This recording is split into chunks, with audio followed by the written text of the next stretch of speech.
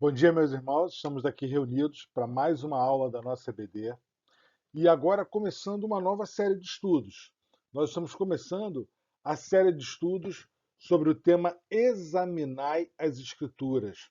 Nós vamos trabalhar a doutrina da Bíblia. Nós vamos estudar os elementos que compõem a Bíblia e seus vários aspectos, autores, língua que foi escrita, a importância da Bíblia. São vários assuntos que nós vamos trabalhar nos próximos 4 meses.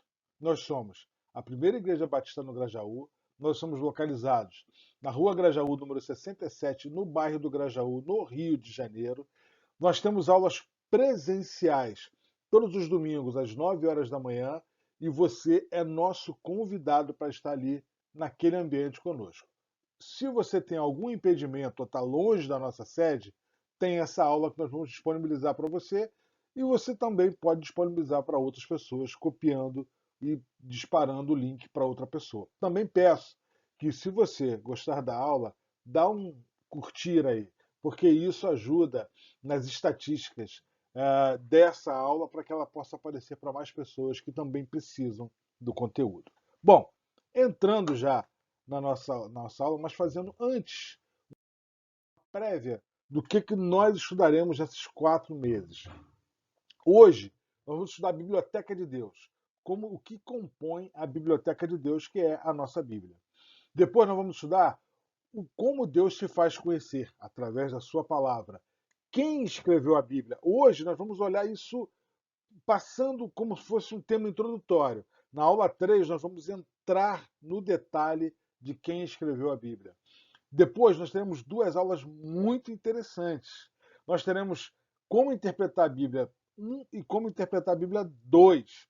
Nessas duas aulas, nós vamos mostrar os métodos de interpretação da Bíblia e traremos ferramentas de hermenêutica e de exegese bíblica para que você possa desenvolver no seu dia a dia esse conteúdo.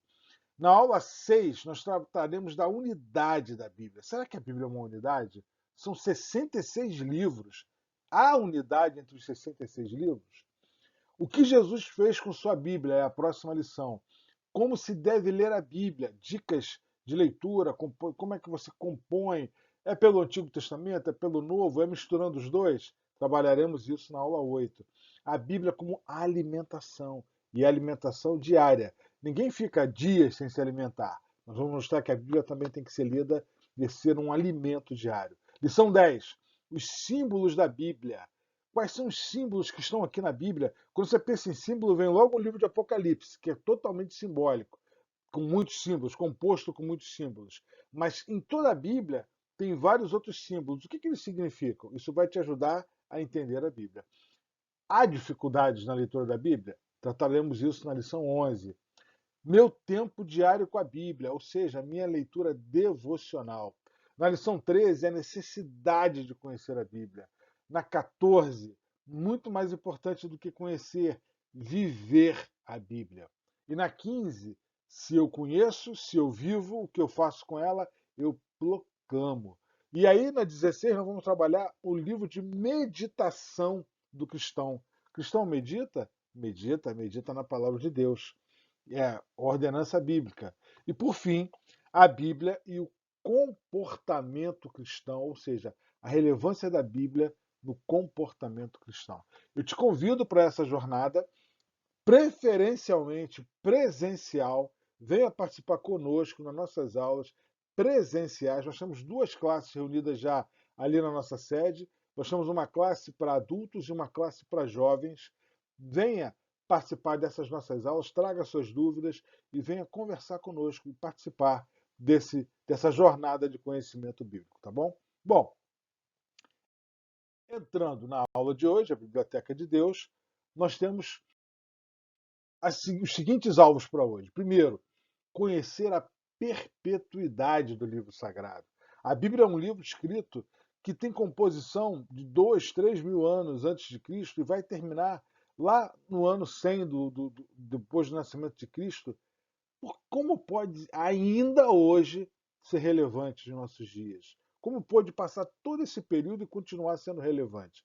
Também nós vamos aprender a necessidade de aprender seu conteúdo e, por fim, a praticar a leitura da Bíblia. Esses são nossos alvos para hoje.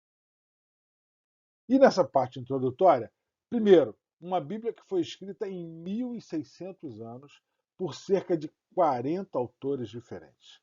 40 pessoas diferentes são apresentadas como autores do texto bíblico. E que interessante, né? Não se conheceram na sua maioria. Não é que eles se reuniram, você às vezes pega uma coletânea, pega livros que são compostos, e eles têm lá uma coletânea, um autor reúne, alguns divulgam textos e falam assim: olha, eu quero tratar esse assunto. Aí cada autor vai lá, dá a sua opinião, isso é muito comum em academias, muito comum em leitura acadêmica, em textos acadêmicos, e faz uma composição. Os 40 autores da Bíblia nunca se reuniram para fazer isso. Alguns até conviveram e estiveram próximos uns dos outros. A sua maioria nunca se viu, nunca esteve junto. E fazem uma composição que há unidade. É um mistério, né? O mistério é a inspiração divina para todos os textos. São 39 livros no Antigo Testamento, 27 no Novo Testamento, 929 capítulos no Antigo, 260 no Novo. Nós temos autores, 30 autores no Antigo Testamento, cerca de 9 no Novo, escrito o Antigo Testamento em hebraico e o grego foi o idioma do Novo Testamento. E aí nós temos aqui textos que são considerados capítulos centrais e versos centrais. No Antigo Testamento, 2 Crônicas 28, no Novo Testamento, Atos 17, 17. Verso central é isso mesmo. Está no centro da composição. O centro da composição. Se você pegar só o Antigo Testamento e dividir ele no meio, vai bater em 2 Crônicas 28. Porque você deve ter pensado assim, o verso central da Bíblia está lá em Salmo 117. Exato, é isso mesmo. Mas aqui é o verso central só do Antigo. E o capítulo central só do Antigo, se tivéssemos dividido os 929 capítulos, seria Jó, capítulo 2, e aqui estaria em Romanos, o capítulo central do Novo Testamento. Agora, pensando em assunto, qual o principal verso da Bíblia? Você é capaz de dizer qual o verso central, o verso mais importante, o verso que todos nós devemos guardar em nosso coração? Você sabe? Vou te dar 10 segundos para você pensar. João 3,16. Porque Deus amou o mundo de tal maneira que deu seu Filho unigênito para que todo aquele que nele crê não pereça, mas tenha a vida eterna. Essa é a mensagem central de toda a Bíblia. A Bíblia foi escrita como um livro da história da salvação da humanidade, desde o Deus Criador ao Deus que voltará em Apocalipse. Jesus é a mensagem central, tanto do Antigo, quando diz que ele virá, quanto do Novo, quando diz que ele já veio e voltará a nos encontrar. Jesus é a mensagem central e João 3,16 é o principal versículo da Bíblia. Muito bem. Quais são, ainda no capítulo de curiosidades, o livro central é Provérbios, o Novo Testamento é 2 Tessalonicenses, o menor verso é Êxodo 20:13 e João 11:35 no Novo Testamento. O maior verso, Esther 8:9, isso me lembrou lá quando eu estava nos Embaixadores do Rei, nos adolescentes, quando a gente fazia debate bíblico e aparecia Esther 8:9, é o verso central, é o verso maior, é o maior verso. Em Apocalipse está no Novo Testamento, o maior verso é Apocalipse 24 no Novo Testamento. A mensagem do Antigo: Jesus virá, no Novo, Jesus veio, e eu acrescento: veio e voltará. Escrita por 4.600 anos, com o maior livro sendo Salmos, o menor livro, segundo João, está no Novo Testamento, o maior capítulo, 119, o menor capítulo, Salmo 117. Sempre brincava, né? Como é que eu posso ler aqui o menor capítulo da Bíblia? Eu ler um capítulo de uma hora para outra? Salmo 117. Agora, Salmo 119, você vai precisar de algum tempo para ler. Aliás, se a proposta é estudar a Bíblia e entender a sua importância, eu te recomendo fortemente. leia o Salmo 119, todo ele. O Salmo 119 tem uma característica interessantíssima. Ele é um acróstico. O que é um acróstico? É aquilo que você escreve, aquela poesia escrita, com uma primeira letra aparecendo e sendo a primeira palavra central de cada um daqueles versos. Então, na literatura hebraica, no alfabeto hebraico, cada estrofe do Salmo 119 é marcado por uma letra. E ele trata o tempo inteiro sobre a importância da Bíblia, da lei e dos mandamentos. Leia o Salmo 119. Fica com esse exercício de casa. Bom, o menor verso é Êxodo 30, 14 e o verso maior, Esther 8, 9. Verso central do Antigo Testamento, Salmo 118, 8, da Bíblia. Cristo, seu grande assunto, nosso bem, seu desígnio, a sua glória, o nosso destino. Conhecendo os escritores. Olha que interessante essa relação de escritores. Só alguns, só alguns. Faltam muitos outros aqui. Se são 40, nós estamos aqui com uma amostra só de 8, pegamos 20% dessa amostra e vamos falar. O que você percebe de diferente? Bom, Paulo, Amós, Samuel, Davi, Mateus, Pedro, Moisés e Lucas. Olha que interessante. O que eles têm de diferente entre eles? Paulo, um homem extremamente culto, preparado aos pés de Gamaliel, um dos maiores mestres do seu tempo, e que se entende que seria Paulo um dos maiores líderes do judaísmo se tivesse continuado lá. Mas vem Amós, é um boiadeiro, um homem do campo, e pega as experiências do campo e coloca na sua profecia. Samuel, um sacerdote, desde o seu desmame até a sua velhice, criado e desenvolvendo uma vida dentro daquilo que não era o templo, mas era o local de adoração deles, era ainda os tabernáculos. Samuel, um sacerdote. Davi, um rei, mas antes de rei, um pastor de ovelhas e depois um rei, um guerreiro. Mateus, funcionário público. Ele era um coletor de impostos. Pedro, um simples pescador. Moisés, legislador, mas legislador porque escreve a lei. Antes, Moisés era um nobre do clã lá do Egito, porque foi criado lá. Lucas, um grego e médico, também faz parte da galeria dos autores. Pessoas de diversas origens, até um estrangeiro fora dos judeus aqui nessa relação, fazendo a composição da Bíblia. Isso mostra que a palavra de Deus é divinamente inspirada, mas ela passa também e usa também a experiência desses homens quando faz a composição dos escritos. O que Deus falou para os escritores da Bíblia? Qual foi a mensagem central que ele dá aos escritores da Bíblia? Veja no próximo slide. Para Moisés, disse o Senhor a Moisés: escreve isso para a memória num livro. Então Deus ordenava a Moisés, disse o Senhor a Moisés. Samuel, disse o Senhor a Samuel. Davi, o Espírito do Senhor fala por meu intermédio. Jeremias, veio a mim a palavra do Senhor. Isaías, palavra que em visão veio a Isaías, escreve-o num livro. Ezequiel, veio expressamente a palavra do Senhor a Ezequiel. E João, revelação de Jesus Cristo para mostrar ao mundo o que em breve iria acontecer. Meus irmãos, são 40 autores, são pessoas de diversas gerações, de diversos lugares, de diversas origens, com diversas profissões, mas uma questão central é a palavra de Deus que está sendo colocada. Foi Deus que colocou no coração de cada um desses homens aquilo que seria apresentado para nós. A palavra de Deus tem essa característica.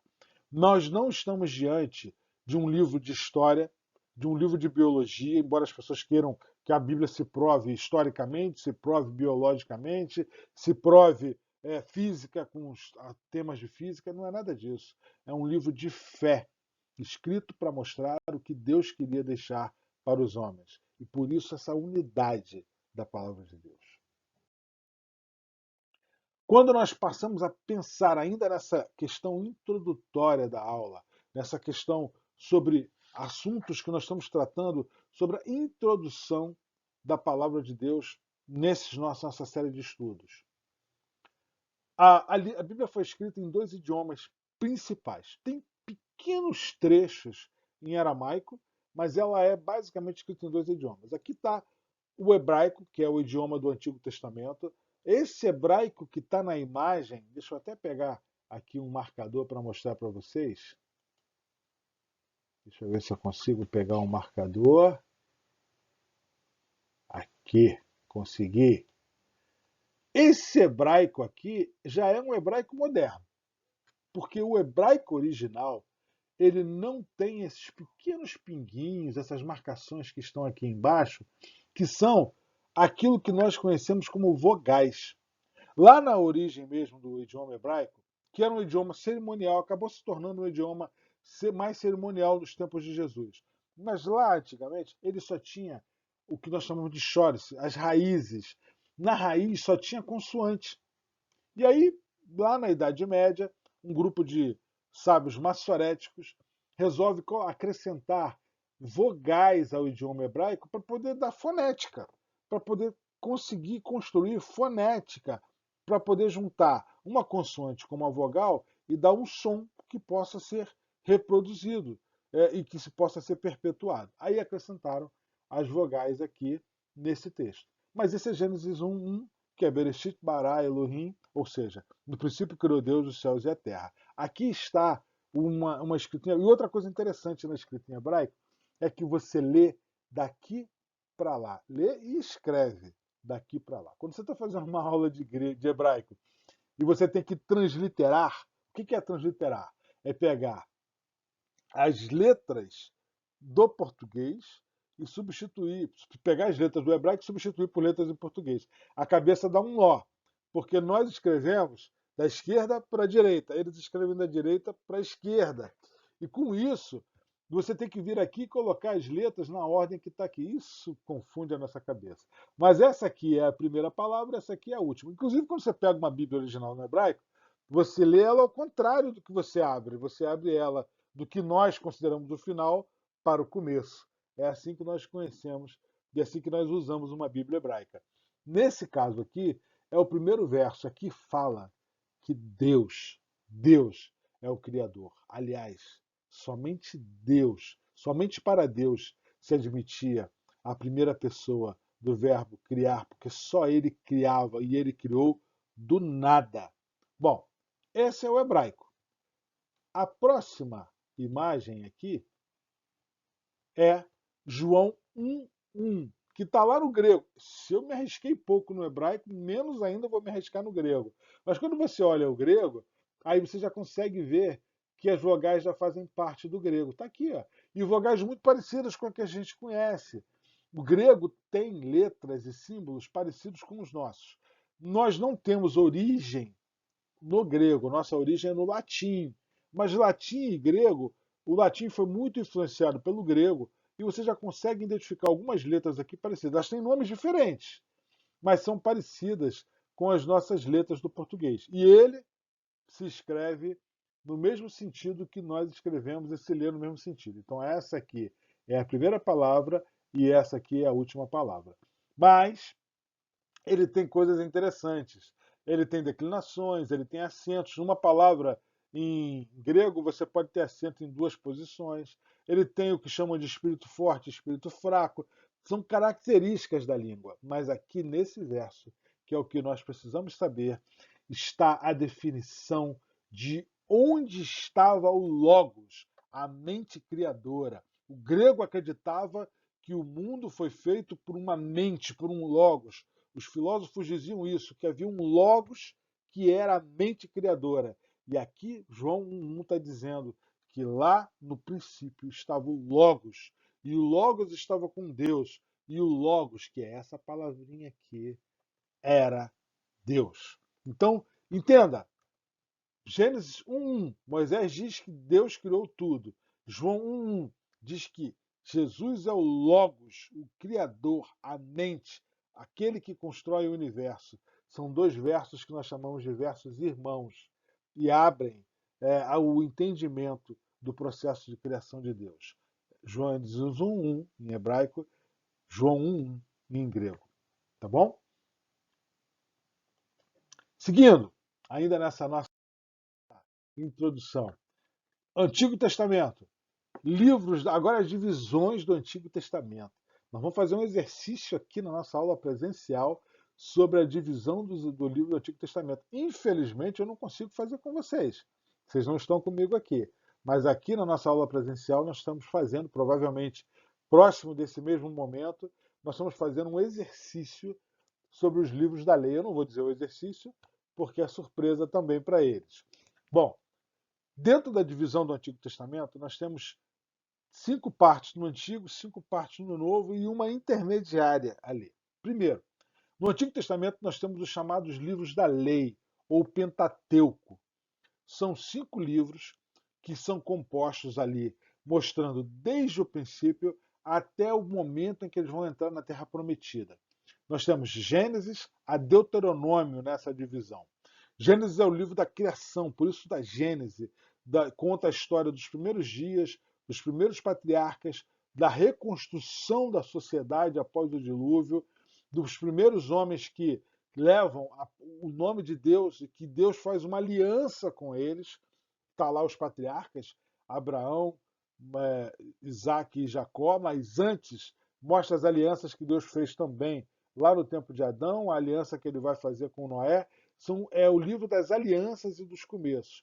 Depois vem o livro da passagem do Egito para o deserto, que é o livro de Êxodo. Depois vem os livros de legislação, que é Levítico, o livro de Números, que conta a passagem, e o Deuteronômio, que é uma reconstrução da história. É como se parasse, e é exatamente isso.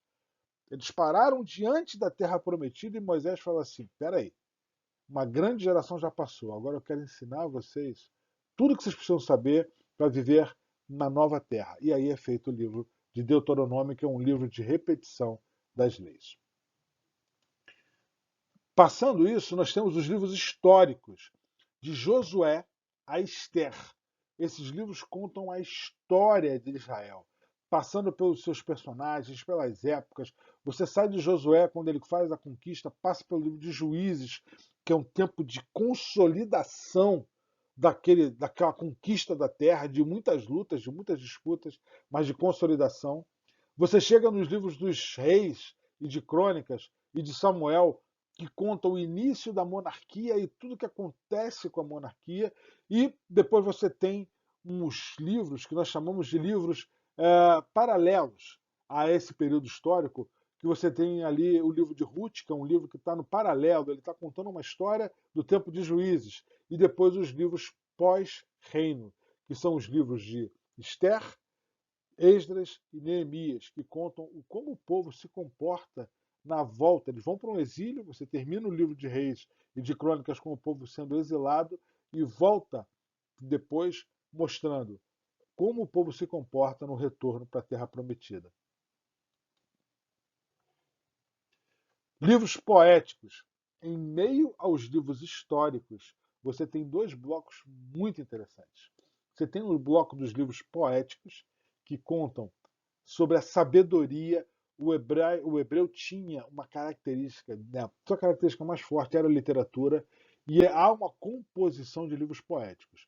Quando você pensar em livro poético, não pense em livro só de poesia. É livro de sabedoria, livro de provérbios, livro de pregações, como é o livro de Eclesiastes. São livros que falam sobre o que pensar sobre Deus e sobre a vida. E dentro desse livro nós temos talvez aquele que é o livro preferido da maioria das pessoas, que é o livro de Salmos, que é o saltério do Novo Testamento, do Antigo Testamento, é onde eles colocaram as composições, os hinos e as orações. Além dos hinos que estão todos lá, você também tem orações muito profundas no livro de Salmos. Bom, passando dos poéticos, mais um grupo de livros é escrito de Isaías a Daniel, que é o livro dos profetas maiores. Os livros dos profetas, que nós evangélicos dividimos em 2 partes, eles têm os profetas maiores, que vão de Isaías a Daniel, e depois você tem os menores, Por que maiores? Pela sua importância para o povo. Entenda, existem profetas que foram importantíssimos para Israel, mas que não escreveram um livro. Por exemplo, Elias e Eliseu. Eles não estão, Natã, também no tempo de Davi. Eles não têm livros com seu nome, mas Elias é considerado o maior dos profetas. Dos profetas que escreveram livros, nós temos de Isaías a Daniel, os profetas maiores, e depois vem um bloco de profetas menores. Maiores pelo tempo de ministério e maiores pela importância dos seus escritos dentre os autores proféticos que escreveram livros, de Isaías a Daniel. Isaías, Jeremias, Lamentações de Jeremias, Ezequiel e Daniel. Eles compõem, esses 4 autores, um período completo da história do reino de Israel, já do começo do seu declínio. Isaías começa a escrever, os reis já estão estabelecidos e ele já está ali do meio para o fim do reinado de Israel. E Daniel já escreve lá no exílio. Ezequiel também já escreve no exílio. Jeremias vive a agonia do final do reino. Então, eles fazem essa composição nesse longo período de tempo. Em paralelo a eles, na mesma época, vivendo situações parecidas, você tem um bloco de profetas menores, que vai de Oséias a Malaquias. Geralmente são aqueles nomes que a gente nunca lembra e nem sabe direito como encontrar. Está lá, Amós, Obadias, Naum. Você abre a Bíblia em Naum, o pessoal fica perdido, achando que Naum caiu da sua Bíblia no caminho para a igreja, e você não acha lá o profeta Naum no meio daqueles. Sofonias, abre a Bíblia em Sofonias, e a gente acaba perdido. São homens que profetizaram em períodos menores, mas viveram situações muito específicas, e tanto os profetas maiores quanto os profetas menores fazem uma importante denúncia sobre o comportamento da classe sacerdotal, da classe real e do povo no afastamento de Deus. Eles são aqueles que denunciam o tempo inteiro o quanto o homem tinha se afastado de Deus. E eles escrevem desde ali o começo do reinado e vão terminar lá depois da volta. Existem os profetas que são os profetas do pós-exílio, Ageu, Zacarias, Malaquias, que escrevem depois que o povo volta do exílio e que continua cometendo coisas erradas ainda. Eles estão ali para isso, para mostrar ao povo o desvio da palavra de Deus. É isso que faz um profeta. Menos adivinhar o futuro e mais trazer Deus e a sua lei, a sua ordem, aquilo que é correto ao povo. Há um período de cerca de 400 anos de silêncio profético. No final de Malaquias, passa um período de 400 anos de silêncio profético, e que vai anteceder o período de Jesus. São 400 anos de intervalo. Vem aí então o Novo Testamento, que começa com os evangelhos. Importante você entender.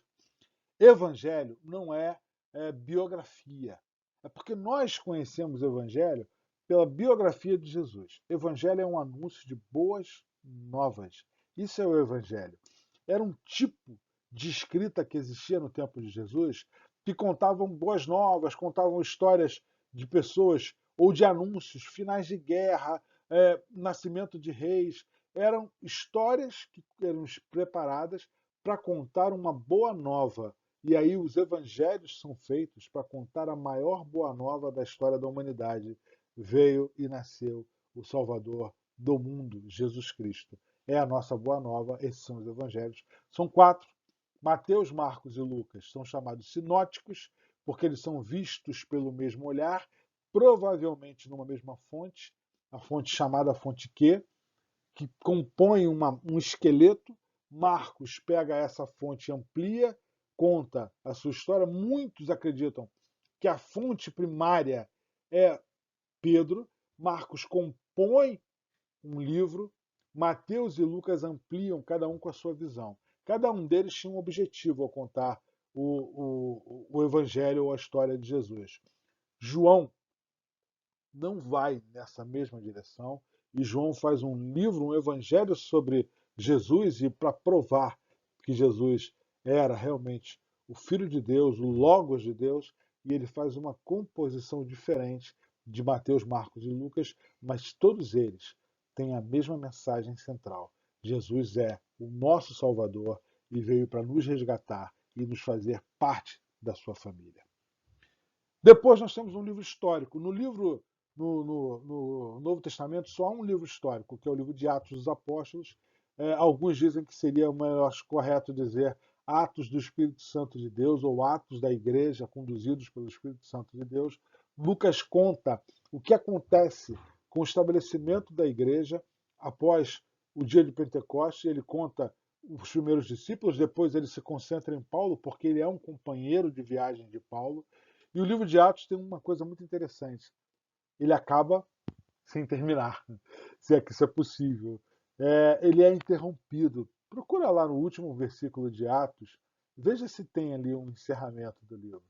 É como se ele tivesse sido interrompido. Simbolicamente, isso mostra que a história da igreja não acaba no final do livro de Atos. Ela se perpetua por toda a história. As epístolas paulinas, de Romanos a Filemão, Paulo escreve 13 cartas. Cartas primeiro para igrejas, depois ele faz cartas pastorais, onde ele orienta Timóteo e Tito na condução da sua vida, na sua vida ministerial, e um bilhete, irmãos. Eu sempre digo isso quando eu vou falar sobre essa carta, eu tenho um carinho tão grande por essa carta. Paulo escreve um bilhete para Filemão. Um bilhete. Ele pega um bilhete, ele escreve para Filemão, para que Filemão tivesse amor por Onésimo, criasse um ambiente de perdão para Onésimo, e ele escreve uma pequena carta que é para nós um dos maiores ensinos sobre o perdão, de como tratar alguém que errou, e aí a carta de Filemão. Então você tem desde Paulo escrevendo o maior tratado teológico, que é Romanos, até um bilhete escrito para um amigo, para Filemão, sendo ali escritos de Paulo. Chegamos às cartas gerais, Hebreus a Judas. Muito importante isso. Hebreus não é uma carta escrita por Paulo. Por mais que as pessoas queiram fazer essa aproximação, nós não sabemos o autor de Hebreus, nós não sabemos quem escreveu Hebreus, mas sabemos que ela está ali na composição. É um livro importantíssimo, porque ajudou uma comunidade perseguida a se encontrar nos ensinos de Jesus e reafirmar a sua fé, mas ele não é um livro de Paulo, é um livro de autor desconhecido. Até chegar na Epístola de Judas. Judas aqui não é o Iscariotes, mas é o Judas, possivelmente irmão de Jesus. Nós temos ali os escritos de Hebreus, os escritos de Tiago, os escritos de Pedro, os escritos de João e finalizando com Judas. E temos um livro profético, que é o livro de Apocalipse, o livro da revelação, um livro escrito pelo apóstolo João, que ele vai lá e escreve o livro da revelação, mostrando o que aconteceria com a história da humanidade. Bom, autenticando as obras. Canon. Canon é uma medida, era mesmo uma vara onde as pessoas faziam para usar uma medida. Hoje nós temos outras formas de extrair uma medida. Né? Você tem trenas, você tem métodos, você tem trenas digitais, inclusive. Canon era o símbolo de uma vara que servia para estabelecer a exatidão do tamanho de alguma coisa. Pensando em canon bíblico, ele era uma medida para estabelecer o que é a palavra de Deus. E aí tem dois momentos de estabelecimento do canon. Existe o canon do Antigo Testamento e existe o canon do Novo Testamento. O do Antigo Testamento foi fechado por volta do ano 100. Estudiosos entendem que no tempo de Esdras e Neemias, as composições já foram separadas ali. Naquele período de 400 anos, durante a dominação grega, Alexandre faz uma composição, reúne um grupo de sábios e pede que eles escrevam o Antigo Testamento, que era hebraico, aquela composição hebraica, e ele escrevesse aquilo em grego. E eles fazem aquela composição, aí diz a lenda, que não é algo que se possa comprovar, que eram 70 sábios que escrevem aquele livro, daí a palavra Septuaginta, que é a composição grega do Antigo Testamento. Lá pelo ano 100, os judeus, proeminentes da época, resolvem fazer uma análise e fez uma separação. Eles eliminam 7 livros da chamada Septuaginta e adotam apenas 39 livros. Esses são exatamente aqueles 7 livros que estão lá sendo aceitos pela Igreja Católica, mas que foram tirados do cânon hebraico. Eles tinham algumas regras, algumas medidas exatas que estabelecia que os livros tinham que ter sido escritos em hebraico, que eles tinham que ter autores conhecidos, eles fazem aquilo e eliminam esses 7 livros, 39 livros. Lá pelo ano 396, já do nosso tempo, há uma reunião de líderes da igreja que existia na ocasião, e eles fazem agora uma organização dos escritos do Novo Testamento e usam alguns critérios parecidos com os critérios do critério hebraico. Eles fazem uma organização. Os 27 livros que nós conhecemos hoje são adotados. Depois da Reforma Protestante, nós, evangélicos, adotamos os 39 do cânon hebraico, não os 46 do católico, e os 27 do Novo Testamento, e fazemos a composição da nossa Bíblia. Isso, meus irmãos, não foi feito sem profundas discussões, sem grandes embates teológicos, mas a Bíblia que nós conhecemos hoje obedeceu a esse movimento de organização e de composição. Então nós temos hoje essa nossa Bíblia composta dessa forma. E aí, fechando, né? Canon é medida exata, é isso que significa, é uma palavra inspirada por Deus, cheia de autoridade. Então, para ter uma medida exata do que seria a Bíblia, ela deveria ser uma palavra inspirada por Deus, cheia de autoridade. O que ela deveria compor para ser aceito? A autoridade divina. Deveria se reconhecer em cada um dos livros do Antigo Testamento a autoridade divina de Deus naqueles escritos. Uma autoridade profética. Profecias colocadas nos livros deveriam ter tido cumprimento, deveriam ser encontradas como realizadas para serem aceitas. Por isso que talvez alguns escritos que não entraram no Novo Testamento nem no Antigo, porque eles traziam coisas que eram quase que fantasiosas. E aí não tem autoridade profética. Tem que ter uma autoridade confiável. Os nomes dos autores deveriam ser pessoas reconhecidas pela comunidade, pessoas que tivessem pelo menos alguma historicidade para serem aceitos. Teria que ter uma autoridade dinâmica, deveria produzir nas pessoas algo que fosse de transformação. Isso era o que se exigia para se considerar uma obra confiável. E a autoridade reconhecida. Pessoas que pudessem dizer, os grandes pais da igreja deveriam olhar para aquele texto e dizer: eu reconheço Paulo nessas cartas. Eu reconheço os escritos de Lucas no seu evangelho e em Atos dos Apóstolos. Eles precisavam reconhecer, ter essa garantia de reconhecimento. E a autoridade preservacional, ou seja, uma palavra que fosse escrita lá 1.600 anos antes, mas que estivesse sendo ainda preservada ao longo de todo aquele tempo para as próximas gerações. Uma coisa muito interessante. Depois de tudo isso feito, cerca de 100 anos depois de Cristo se fecha o cânon do Antigo, depois, lá pelo ano 396, se fecha o do Novo Testamento. Agora, no século XX, por volta do ano de 40, na década de 40, eles acham manuscritos do Mar Morto. Um grupo de cavernas, eles encontram manuscritos em Qumran, que é o nome do local, com trechos da Bíblia guardados por uma seita que existia na época, que era os essênios, que era uma seita que vivia fora da área urbana, era uma seita que vivia preservada, e aí eles encontram manuscritos exatamente iguais àqueles que nós conhecemos lá, porções da Bíblia preservadas com com o mesmo texto. Isso, meus irmãos, mostra essa capacidade que Deus fez com a sua palavra de mantê-la íntegra, apesar de tudo que acontece com a humanidade ao longo de todo esse tempo. Por fim, meus irmãos, nós ficamos aqui com a conclusão dessa aula, entendendo que através dos séculos, Deus tem preservado a sua palavra para que a humanidade conheça toda a verdade sobre o seu passado, o seu presente e o seu futuro. É por meio dela que conhecemos a dimensão do amor de Deus por nós. Eu encerro com o versículo central. Primeiro, com o versículo principal, que está indicado para essa lição, que diz: Pois tudo quanto outrora foi escrito para o nosso ensino foi escrito a fim de que, pela paciência e pela consolação das Escrituras, tenhamos esperança. Romanos 15, 4. Também eu deixo com você a palavra que está em 2 Pedro 1,21.